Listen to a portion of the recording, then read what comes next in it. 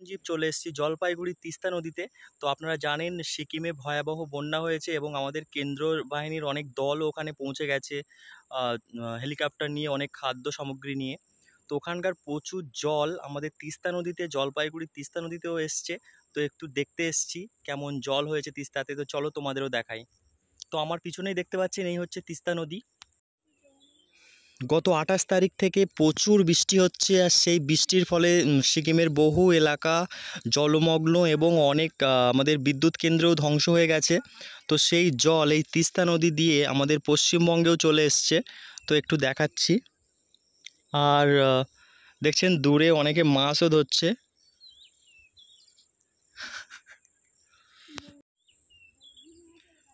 দেখতে পাচ্ছেন এত বড় বড় কাঠ এই বন্যার ফলে ভেসে চলে এসছে এইদিকে।